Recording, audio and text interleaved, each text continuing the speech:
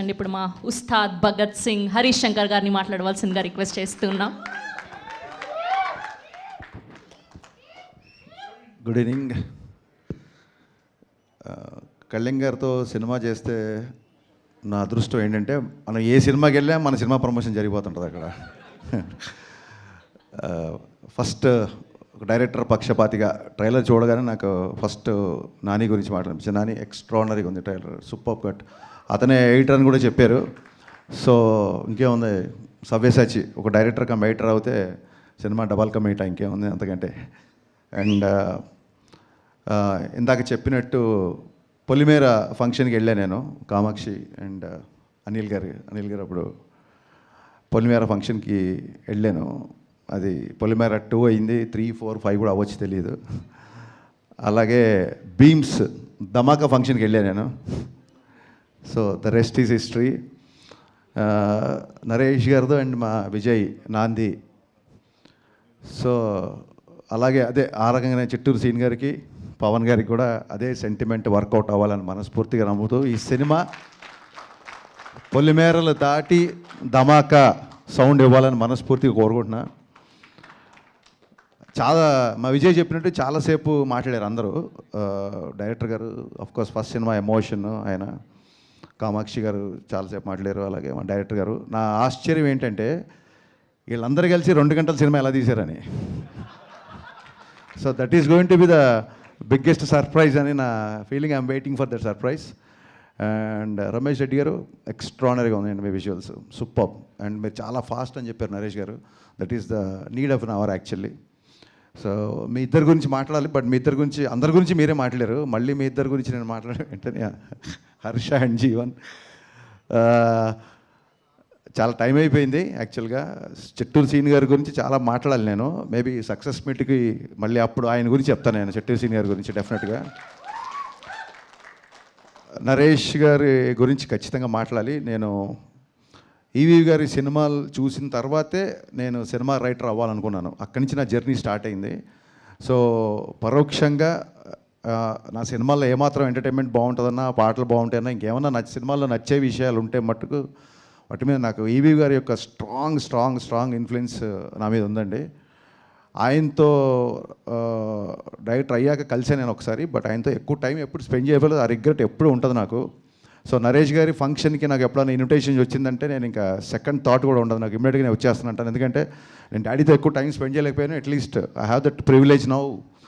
నరేష్ గారితో నాకు ఆ టైం స్పెండ్ చేసే అవకాశం ఉంటుందని ఫీల్ అవుతాను. నాకు ఆయన అంటే అంత ఇష్టం. అంటే ఈవీ గారి యొక్క స్ట్రాంగ్ ఇన్ఫ్లుయెన్స్ నా మీద ఉంటుంది. జస్ట్ బికాస్ ఆఫ్ ఆయన వల్లే నేను, because of him I'm here అని నేను చాలాసార్లు చెప్పాను.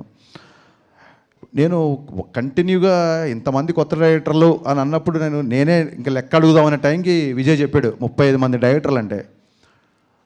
డెఫినెట్గా సినిమా ఇండస్ట్రీలో కొత్త వాళ్ళకి అవకాశం ఇస్తున్నప్పుడు ఎవరికి అవకాశం ఇచ్చినా ఒక్క వ్యక్తికి అవకాశం ఇచ్చినట్టు అవుతుంది. బట్ ఒక డైరెక్టర్కి అవకాశం ఇస్తే ఆ డైరెక్టర్ వలన ఒక 200-300 టెక్నీషియన్లు, ఒక 6 నెలలు, ఆ తర్వాత ఒక కొత్త లిరిసిస్టులు, అబ్బాయిలాగా ఒక కొత్త లిరిసిస్ట్ వచ్చినట్టు, ఒక కొత్త కొరియోగ్రాఫర్ వచ్చినట్టు. సో ఇండైరెక్ట్లీ ఒక డైరెక్టర్కి అవకాశం ఇస్తే ఎంతోమందికి ఇండైరెక్ట్గా అవకాశం ఇచ్చినట్టు. సో మీరే లెక్కేసుకోండి, 35 ఇంటూ కొన్ని వందల మందికి మీరు ఒక అవకాశం ఇచ్చారు sir. It's not a joke, it's a great thing నాకు తెలిసి. అండ్ ఇందాక విజయ్ చెప్పినట్టు ఆయన అసలు చెయ్యని జోనర్ లేదు. అసలు నాంది అవ్వచ్చు, గమ్యం అవ్వచ్చు, వెనకాలకి వెళ్తే వేదం అవ్వచ్చు, ఇంకోటి సినిమా విశాఖ ఎక్స్ప్రెస్ నాకు చాలా ఇష్టం, హిచ్కాక్ గారి నవల్ బేస్ మీద చేసిన సినిమా.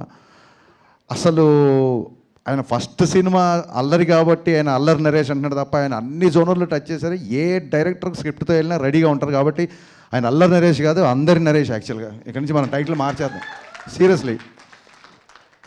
ఎందుకంటే నాకు ఎంత ప్రౌడ్ ఫీలింగ్ వచ్చిందంటే రాగానే జనరల్గా నా ఆడియో ఫంక్షన్స్, నా ప్రీ రిలీజ్ ఈవెంట్లు జరిగినప్పుడు మా విజయ్ ఆ ఏవీలు చూసుకోవడం, ప్రోమోలు కట్ చేసి నాకు చూపించడం, మిగతాయి చేయడం, ఈ పనులలో ఉండేవాడు.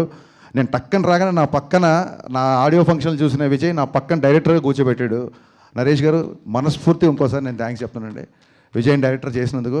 నాకు ఫస్ట్ సినిమా అప్పుడు కూడా అంత టెన్షన్ క్రియేట్ అయింది నాకు. ఆ రోజు నాంది రిలీజ్ అవుతున్నప్పుడు విజయ్ గారు హిట్ కొట్టాలని.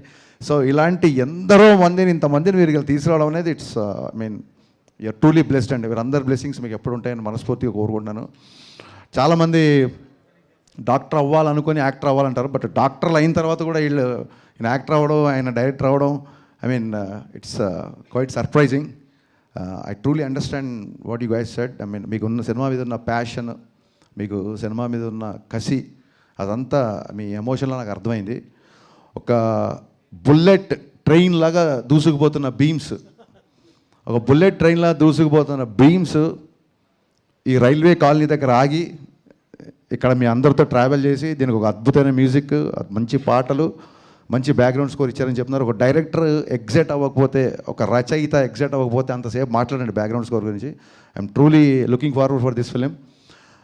ఇకపోతే నేను ఐబొమ్మ ఇన్సిడెంట్ తర్వాత ఫస్ట్ టైం నేను మీడియాని చూస్తున్నాను కాబట్టి ఖచ్చితంగా మనందరం సినిమా ఇండస్ట్రీ తరఫున చెప్పుకోవాలి.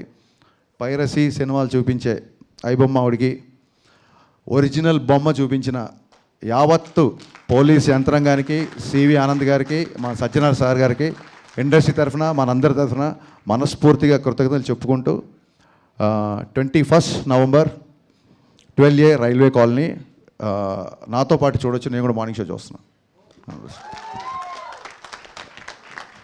Thank you sir, thank you so much. అక్కడ ప్రామిస్ చేశారు కదా అప్డేట్ ఇస్తానని చెప్పి, ప్లీజ్. ఇక్కడ చదివా నేను, మనుషులు ఎందుకు నోరు జారుతారు అంటే నాలిక తడిగా ఉంటుంది కాబట్టి అంట. జోక్.